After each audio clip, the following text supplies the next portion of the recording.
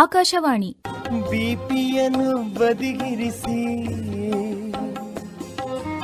ಅಡುಗೆ, ಆರೋಗ್ಯ, ಮನೆಮದ್ದು, ಪಾಕ ಪ್ರವೀಣರಿಂದ ವಿಶೇಷ ಮಾಹಿತಿ. ಉದರವ ಮರೆತು ಮೆಣಸು ಈಗ ಮನೆಮದ್ದಿನ ಬಗ್ಗೆ ಮಾಹಿತಿ ನೀಡುತ್ತಾರೆ ಮಧುರಾ ಹೆಚ್ ಮಲೋದೆ ಹಾಗೂ ಅಡುಗೆ ಬಗ್ಗೆ ಮಾಹಿತಿ ನೀಡುತ್ತಾರೆ ಪ್ರೇಮಲತಾ ಬಿಎಂ. ಸಕ್ಕರೆಯ ಸರಿಸಿ ಸವಿಯುವ ಆಕಾಶವಾಣಿ ಭದ್ರಾವತಿಯ ಎಲ್ಲ ಪ್ರೀತಿಯ ಕೇಳುಗರಿಗೆ ನಿಮ್ಮ ಬಾನುಲಿ ಗೆಳತಿ ಮಧುರಾ ಮುಕುಂದರಾವ್ ಮಾಡುವ ನಮಸ್ಕಾರಗಳು. ಇತ್ತೀಚೆಗೆ ಹೆಚ್ಚಾದ ಒತ್ತಡ, ಕಳಪೆ ಆಹಾರ, ಹಾರ್ಮೋನ್ಗಳ ಬದಲಾವಣೆ ಅಥವಾ ನೆತ್ತಿಯ ಆರೋಗ್ಯದ ಕೊರತೆಯಿಂದ ಕೂದಲು ಉದುರುವಿಕೆ ಸಾಮಾನ್ಯ ಸಮಸ್ಯೆಯಾಗಿದೆ. ಕೂದಲು ತೆಳುವಾಗುವುದು, ನೆತ್ತಿ ಕಾಣಿಸುವುದು ಇದರ ಲಕ್ಷಣಗಳು. ಕೂದಲಿನ ಬುಡವನ್ನ ಬಲಪಡಿಸಿ ಹೊಸ ಕೂದಲು ಬೆಳೆಯಲು ಸಹಾಯ ಮಾಡುವ ಅದ್ಭುತ ಮನೆಮದ್ದು ಮೆಂತೆ ಹಾಗೂ ಮೊಸರಿನ ಹೇರ್ ಪ್ಯಾಕ್. ಇವೆರಡು ಪ್ರೋಟೀನ್ ಮತ್ತು ಪೋಷಕಾಂಶಗಳ ಸಮೃದ್ಧ ಮೂಲಗಳು. ನಮಗೆ ಬೇಕಾಗಿರೋದು 4 ಚಮಚ ಮೆಂತೆಕಾಳು ಮತ್ತು ಅರ್ಧ ಕಪ್ ಮೊಸರು. ನೆನಪಿರಲಿ, ನಾವು ಮೊಸರನ್ನ ಸೆಲೆಕ್ಟ್ ಮಾಡುವಾಗ ಕಡಿಮೆ ಹುಳಿ ಇರುವ ಮೊಸರನ್ನೇ ತೆಗೆದುಕೊಳ್ಳೋಣ. ಈ ಹೇರ್ ಪ್ಯಾಕ್ ತಯಾರಿಸುವ ವಿಧಾನ ಹೀಗಿದೆ. 4 ಚಮಚ ಮೆಂತೆಕಾಳುಗಳನ್ನ ರಾತ್ರಿ ನೀರಿನಲ್ಲಿ ನೆನೆಸಿಡಿ. ಬೆಳಿಗ್ಗೆ ಅದನ್ನ ನೀರಿಲ್ಲದೆ, ಅಂದರೆ ಕೇವಲ ಮೆಂತೆ ಕಾಳುಗಳನ್ನ ಮಾತ್ರ ಅರ್ಧ ಕಪ್ ಮೊಸರನ್ನ ಸೇರಿಸಿ ನುಣ್ಣಗೆ ರುಬ್ಬಿಕೊಳ್ಳಿ.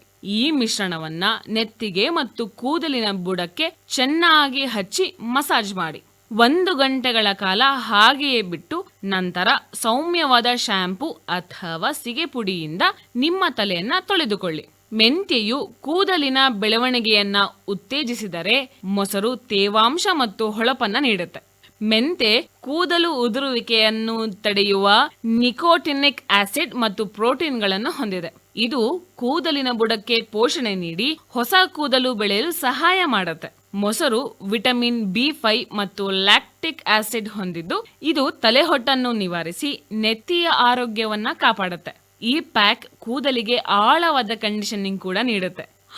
ಕೂದಲು ಉದುರುವುದನ್ನ ತಡೆಯಲು ಕಬ್ಬಿಣಾಂಶ ಮತ್ತು ಪ್ರೋಟೀನ್ ಇರುವ ಸೊಪ್ಪು, ಮೊಳಕೆ ಕಾಳು ಮತ್ತು ಮೊಟ್ಟೆಗಳನ್ನ ಹೆಚ್ಚಾಗಿ ಸೇವಿಸಿ. ಪ್ರತಿದಿನ ತಲೆಗೆ ತಣ್ಣನೆಯ ಅಥವಾ ಉಗುರು ಬೆಚ್ಚಗಿನ ನೀರನ್ನ ಬಳಸಿ. ರಾಸಾಯನಿಕ ಯುಕ್ತ ಶಾಂಪೂ ಮತ್ತು ಕಂಡೀಷನರ್ಗಳನ್ನ ಕಡಿಮೆ ಮಾಡಿ. ಸ್ನೇಹಿತರೆ, ನೆನಪಿಡಿ, ಕೂದಲು ಉದುರುವುದು ವಿಪರೀತವಾಗಿದ್ದರೆ ಅದು ಥೈರಾಯ್ಡ್ ಅಥವಾ ರಕ್ತಹೀನತೆಯ ಲಕ್ಷಣವಾಗಿರಬಹುದು. ಈ ಮನೆಮದ್ದು ಕೂದಲಿನ ಆರೋಗ್ಯಕ್ಕೆ ಪೂರಕವಾಗಿ ಮಾತ್ರ ಕೆಲಸ ಮಾಡುತ್ತೆ. ನೀವು ನಿಮ್ಮ ಆಂತರಿಕ ಆರೋಗ್ಯವನ್ನು ವೃದ್ಧಿಸಿಕೊಳ್ಳಬೇಕು. ನಾವು ಮತ್ತೆ ಭೇಟಿಯಾಗೋವರೆಗೂ ನೀವು ಕೇಳ್ತಾ ಇರಿ ನಿಮ್ಮ ನೆಚ್ಚಿನ ಬಾನುಲಿ ಆಕಾಶವಾಣಿ ಭದ್ರಾವತಿ. ಶುಭವಾಗಲಿ. ನಮಸ್ಕಾರ.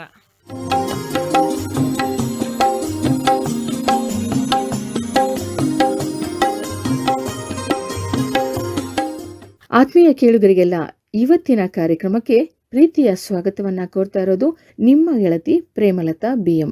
ಮೆಂತ್ಯೆ ದುಬಾರಿ ವೆಚ್ಚವಲ್ಲದ ಅಧಿಕ ಉಪಯುಕ್ತವಾದ ಔಷಧೀಯ ಗುಣವುಳ್ಳ ಕಾಳು ಅಂತ ಹೇಳಬಹುದು.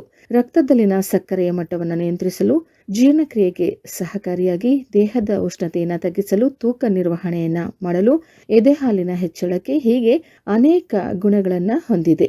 ಮೂರ್ತಿ ಚಿಕ್ಕದಾದ್ರೂ ಕೀರ್ತಿ ದೊಡ್ಡದು ಅಂತ ಹೇಳಬಹುದು. ಈಗ ಇದರಿಂದ ಮಾಡಬಹುದಾದಂತಹ ಮೆಂತೆ ಹಲ್ವಾ ಮಾಡಲು ಬೇಕಾದ ಪದಾರ್ಥಗಳನ್ನ ನೋಡೋಣ. ಮೆಂತೆಕಾಳು 25 ಗ್ರಾಂ, ತೆಂಗಿನಕಾಯಿ 1, ಬೆಲ್ಲ 1/4 kg, ಗೋಡಂಬಿ 50 ಗ್ರಾಂ, ಬಾದಾಮಿ 50 ಗ್ರಾಂ, ಏಲಕ್ಕಿ ಪುಡಿ ಅರ್ಧ ಟೀ ಸ್ಪೂನ್, ಲವಂಗ 2, ತುಪ್ಪ 50 ಗ್ರಾಂ. ಮೆಂತೆ ಹಲ್ವಾ ತಯಾರಿಸುವ ವಿಧಾನ. ಮೊದಲಿಗೆ ಮೆಂತೆಕಾಳನ್ನ 1-2 ಸ್ಪೂನ್ ತುಪ್ಪದಲ್ಲಿ ಹಾಕಿ ಸಣ್ಣ ಉರಿಯಲ್ಲಿ ಹುರಿದುಕೊಳ್ಳಿ. ತಣ್ಣಗಾದ ಮೇಲೆ ಮಿಕ್ಸಿಯಲ್ಲಿ ಸಣ್ಣದಾಗಿ ಪುಡಿ ಮಾಡಿಟ್ಟುಕೊಳ್ಳಿ. ಈಗ ಇದನ್ನ ಒಂದೆಡೆ ಇಟ್ಟು ಪೂರ್ತಿ 1 ತೆಂಗಿನಕಾಯಿಯನ್ನ ತುರಿದು ಮಿಕ್ಸಿ ಜಾರಿಗೆ ಹಾಕಿ ಅದರ ಹಾಲನ್ನ ತೆಗೆದುಕೊಳ್ಳಿ. ಮತ್ತೊಮ್ಮೆ ತಿರುಳನ್ನ ಮಿಕ್ಸಿ ಜಾರ್ಗೆ ಹಾಕಿ ಮತ್ತೊಮ್ಮೆ ಇದರ ಹಾಲನ್ನ ತೆಗೆದುಕೊಳ್ಳಿ. ತುಂಬಾ ನೀರಾಗೋದು ಬೇಡ, ಮೀಡಿಯಂ ಹದದಲ್ಲಿ ಇರ್ಲಿ. ಈಗ ಸೋಸಿಕೊಂಡಂತಹ ಹಾಲನ್ನ ಒಲೆಯ ಮೇಲೆ ಇಡಿ. ಇದಕ್ಕೆ ಪುಡಿ ಮಾಡಿದಂತಹ ಮೆಂತೆ ಕಾಳಿನ ಪುಡಿಯನ್ನ ಹಾಕಿ ಗೂರಾಡ್ತಾ ಇರಿ. ಈಗ ಹಾಲಿನಲ್ಲಿ ಬೇಯಿಸಿದಾಗ ಸ್ವಲ್ಪ ಕಹಿಯ ಅಂಶ ಕಡಿಮೆ ಆಗುತ್ತೆ. ಈಗ ಇದಕ್ಕೆ 1/4 kg ಬೆಲ್ಲವನ್ನ ಪುಡಿ ಮಾಡಿ ಹಾಕಿ, ಕಲ್ಲಿದ್ದರೆ ಸೋಸಿಕೊಂಡು ಹಾಕಿ ಮತ್ತೊಮ್ಮೆ ಗೂರಾಡಿ. ಮತ್ತೊಂದು ಕಡೆ ಒಂದು ಪ್ಯಾನ್ ನಲ್ಲಿ 50 ಗ್ರಾಂ ತುಪ್ಪವನ್ನ ಹಾಕಿ ಬಾದಾಮಿಯನ್ನ ಹುರಿಯಿರಿ. ನಂತರ ಗೋಡಂಬಿಯನ್ನ ಕೂಡ ಹುರಿದಿಟ್ಟುಕೊಳ್ಳಿ. ಇದನ್ನ ಆದಷ್ಟು ದಪ್ಪ ತರಿಯಾಗಿ ಮಿಕ್ಸಿ ಮಾಡಿ.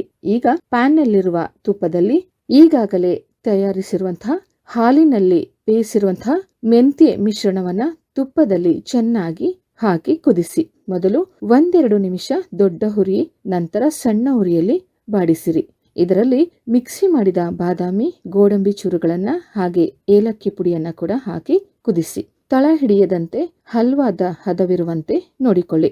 ಈಗ ಮೆಂತ್ಯೆ ಹಲ್ವಾ ಸವಿಯಲು ಸಿದ್ಧವಾಗಿದೆ. ಇದನ್ನ ಮನೆಯ ಪ್ರತಿಯೊಬ್ಬರು ಕೂಡ ಸೇವಿಸಬಹುದು, ಮಕ್ಕಳಿಗೂ ಕೂಡ ಕೊಡಬಹುದು. ಆದರೆ ಅವರ ವಯೋಮಾನಕ್ಕನುಗುಣವಾಗಿ ಕೊಡಿ. 1 ಸ್ಪೂನ್ ಅನ್ನ ಕೊಟ್ಟರೆ ಸಾಕು. ಆದರೆ ಶುಗರ್ ಪೇಷಂಟ್ಗಳು ಇದನ್ನ ಸೇವಿಸುವ ಮೊದಲು ವೈದ್ಯರ ಸಲಹೆಯನ್ನ ಪಡೆಯಬೇಕಾಗುತ್ತದೆ. ಪ್ರತಿದಿನ 1-2 ಸ್ಪೂನ್ ಸೇವಿಸಬಹುದು.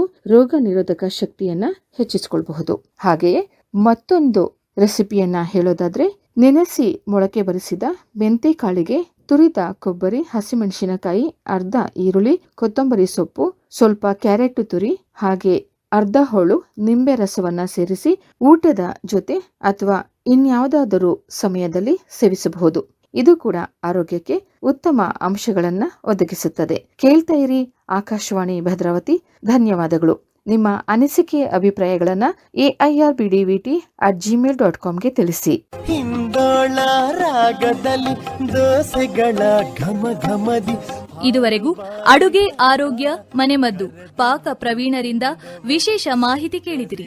ಸರಿಸಿ ಸವಿಯುವ ಮನೆಮದ್ದಿನ ಬಗ್ಗೆ ಮಾಹಿತಿ ನೀಡಿದವರು ಮಧುರಾ ಹೆಚ್ ಮಲೋದೆ ಹಾಗೂ ಅಡುಗೆ ಬಗ್ಗೆ ಮಾಹಿತಿ ನೀಡಿದವರು ಪ್ರೇಮಲತಾ BM. ಕಾರ್ಯಕ್ರಮದ ನಿರ್ವಹಣೆ SR ಭಟ್, ಸಹಕಾರ ಅಶ್ವಿನಿ, ಸವಿತಾ. ಈ ಕಾರ್ಯಕ್ರಮ ಆಕಾಶವಾಣಿ ಭದ್ರಾವತಿ ಕೇಂದ್ರದಿಂದ ಮೂಡಿಬಂತು.